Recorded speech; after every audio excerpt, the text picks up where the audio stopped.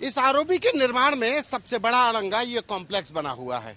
ये कॉम्प्लेक्स बिल्कुल आड़े रास्ते में आ रहा है और इसको अब ध्वस्तीकरण के लिए लखनऊ विकास प्राधिकरण ने नोटिस भी दे दिया है। अब ये नोटिस दिया जा चुका है, कल की तारीख का है ये। लखनऊ विकास प्राधिकरण 19/6/2025, राजेश यादव, भूखंड संख्या जोन 3 चित्रगुप्त नगर कृष्णा नगर, जोन 3 चित्रगुप्त नगर, राजेश यादव का ये कॉम्प्लेक्स है। और ये लिखा क्या गया, अनाधिकृत निर्माण कितना है, पक्ष तल द्वारा 120 वर्ग मीटर यानी कि 1200 स्क्वायर फीट में बेसमेंट, भूतल यानी ground, first floor, second floor, third floor, निर्माण लगभग 3-4 वर्ष में निर्मित अध्यासित है। बिल्कुल ये पूरा कॉम्प्लेक्स ही एक तरीके से 1200 स्क्वायर फीट का ये कॉम्प्लेक्स है और ये अवैध घोषित कर दिया गया। लेकिन इस नोटिस में एलडीए ने नोटिस तो दे दिया, लेकिन इस नोटिस की भी अपनी खामी है। नोटिस की क्या खामी है भाई साहब? ये नोटिस आप बता रहे थे कि क्या ये चित्रगुप्त नगर है, क्या जोन है, क्या है? जल्दबाजी का आलम अधिकारियों का ये देखिए कि जोन लगता है 5, वार्ड है केसी खेड़ा, लेकिन जोन दिया है 3, वार्ड कर दिया चित्रगुप्त नगर, जबकि यहाँ पे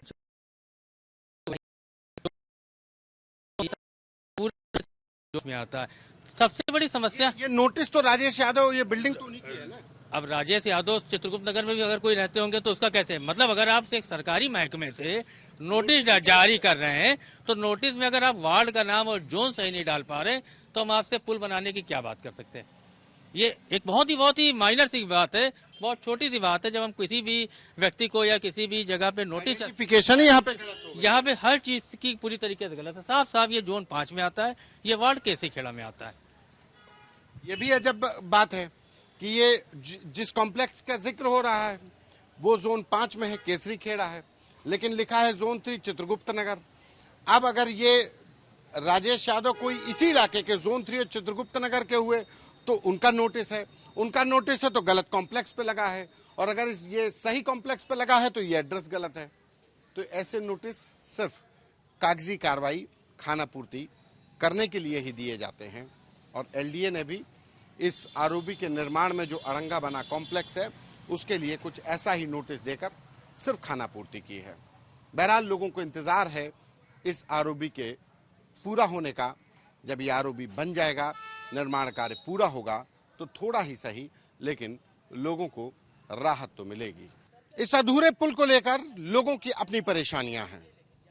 लोगों को उम्मीद थी कि जब ये ओवरब्रिज बनेगा तो उनके लिए कृष्णानगर तक जाना, लखनऊ के मेन मार्केट में जाना उनके लिए आसान हो जाएगा, लेकिन अब ये पुल मुसीबत का सबब बन गया है। जो रह रहे हैं उनके लिए भी और जो यहाँ पे कामकाज, धंधा, दुकान करते हैं, नौकरी पेशा, सबके लिए। ऐसे तमाम लोग, हम लोग यहाँ आए रिपोर्ट करने के लिए तो तमाम लोग खड़े हो गए। भाई साहब आपका क्या नाम है और क्या? महिपाल सिंह यादव। महिपाल जी ये बताइए कि तो ब्रिज बन रहा था तो ये कहाँ अटक गया और ऐसे अब आप लोगों को क्या, कब से अटका हुआ? ये ब्रिज जो है पहले ही आदेश हो चुका था, ये बिल्डिंग जो बनी है ये बाद में बनी है। अच्छा। और दूसरी चीज ये ग्रीन बेल्ट था। अच्छा। यहाँ पे पहले बाग हुआ करते थे, अब इन्होंने बाद में बनाया, क्या सोच बनाया। फिलहाल आने जाने वाली जनता हमारी इस क्षेत्र में कम से कम 500 की जनता आबादी है। हमारे व्यापारी भाइयों को बहुत कठिनाइयाँ हो रही हैं और हर यहाँ ट्रेन जो है दिन में कम से कम 60-62 ट्रेन गुजरती है और कोई एक बार फाटक बंद हो जाता कम से कम आधा घंटा पौन घंटा जाम में फंसे रहते, कोई मरीज हो या कुछ हो निकल नहीं सकता।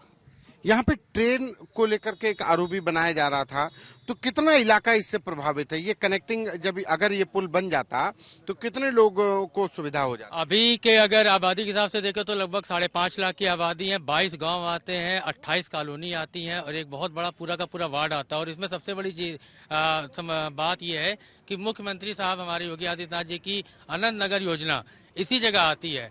इस आरओबी में आपको बता दी 4 बार डिजाइन चेंज हुई है। ये आरओबी उतरना था केएन हॉस्पिटल की तरफ, इसको फिर डिजाइन चेंज की गई, फिर ये आरओबी इस तरफ से आ रहा था। 3 बार ड्राइंग चेंज करके आरओबी किया गया। अभी आरओबी जहां उतारा जा रहा है ये सरासर, अभी तो जो ऐसे पुल बन ही जाए लेकिन जो गलती है ड्राइंग की सेतु निगम की, उनको ये आरओबी को इधर कियन हॉस्पिटल की तरफ उतारना था, जहां से उनको पंडित खेड़ा, मौंदा, समदा, अमौसी, गौरी बाजार, गंगा खेड़ा, आनंद नगर योजना, रामदास खेड़ा, शुभम सिटी, कृष्ण विहार, द्वारिका मंदिर, लगभग 52 कॉलोनी और 22 गांव को फायदा मिलता, जो सीधे टीएस मिश्रा और रिंग रोड को जोड़ती। परंतु क्या है कि इन्होंने जो ओवरब्रिज बनाने का निर्माण किया है, सबसे बड़ी चीज है हमें पीड़ित वर्ग की भी सुननी चाहिए। अगर उनको 15 लाख रुपए पे सहमति पत्र पे साइन कराया गया तो 1,36,000 रुपए देना। आज की डेट में हम किसी गांव कस्बे में भी चले जाएं, नहर किनारे, तालाब किनारे भी जमीन खरीदेंगे तो वो कम से कम 500 रुपए स्क्वायर फीट मिलेगी। अगर हम पीड़ित वर्ग को 500 रुपए भी नहीं दे पा रहे तो ऐसी योजना को तैयार करने में अगर हम 8 लोगों को संतुष्ट नहीं कर पा रहे तो 5 लाख को कैसे संतुष्ट करेंगे। और ये आरोपी ना, ये हकीकत में एक पूरा का पूरा एक अजूबा बन गया है। और अभी भी देखिए, जैसे आप लोगों का सबसे पहली चीज तो मैं मीडिया का धन्यवाद कहता हूँ, मीडिया ने इस खबर को आज तक ने चलाया। उसके बाद आनन फानन में वहां पे चस्पा किया गया एक वो, इतनी जल्दबाजी थी एलडीए को भी कि उसमें जोन गलत, वार्ड गलत, सब कुछ गलत, खाली नाम सही है। जो बिल्डिंग में चस्पा किया गया, आप लोगों की मेहनत है नोटिस में, उसमें अभी उसको भी देख लेते हैं। अच्छा, ये डिजाइनिंग का फॉल्ट है कि लोगों ने यहाँ पे ग्रीन बेल्ट में बना लिया तो भाई वो तो गिराया जाएगा, ग्रीन बेल्ट में निर्माण गलत, लेकिन ये डिजाइनिंग फॉल्ट है, कहाँ अटक गया और कैसी कैसी परेशानियां झेल रहा है? देखिए, गलती दोनों की तरफ से है। गलती यहाँ के रहने वाले जो नासमझ लोग थे, पढ़े लिखे नहीं थे, जिन्होंने पहले मकान बना लिया, जिनका अब ग्रीन बेल्ट के नाम पर शोषण किया जा रहा है कि अब ग्रीन बेल्ट के नाम पर उनको मुआवजा कम दिया जा रहा है। और दूसरी गलती है अधिकारियों की, जिन्होंने इस ड्राइंग को बनाया। 3 बार ड्राइंग चेंज करने के बाद जब ये 5 लाख आबादी को जब ये अकेला छोड़ दे रहे हैं, अनाज छोड़ दे रहे हैं कि आरओबी जो उतरना था पंडित खेड़ा की तरफ, जिसमें 5.5 लाख की आबादी को फायदा मिलना था, उसको वंचित कर दिया गया और इस पुल को सीधा उतार दिया गया पारा की तरफ। अब इस अनंत नगर योजना को, इसको कैसे कनेक्ट करेंगे? यू टर्न लेके 5.5 लाख की आबादी यू टर्न लेके कैसे आ पाएगी, जबकि इस पुल के नीचे पूरी मार्केट लग जाएगी। अब केवल 30 फीट, 4.5 फीट की रोड इधर है, पोल से 4.5 फीट की रोड उधर है, उसके बाद 2-2 फीट की नालियां हैं, उस पर पूरी मार्केट लग जाएगी। मतलब ये अधिकारी लोग आंख बंद करके इस पूरे आरओबी का निर्माण करा रहे हैं। किसी भी योजना का जो डिजाइन होती है वो इसलिए कि लोगों को सहूलियत हो, लेकिन जब वो सहूलियत मुसीबत बन जाए तो कुछ ऐसे ही सवाल खड़े होते हैं और ये एक ऐसा ही अजूबा तैयार हो जाता है। राहत मिलनी थी वो आरओबी से अब लोग परेशान हैं कि अभी तो पहले ये निर्माण कार्य पूरा हो जाए, और जब निर्माण कार्य पूरा हो जाएगा तो लाभ कितनी आबादी को मिलेगा, ये भी एक बड़ा सवाल है। सहयोगी अंकित और कैमरा पर्सन गौरव गुप्ता के साथ संतोष कुमार, आज तक।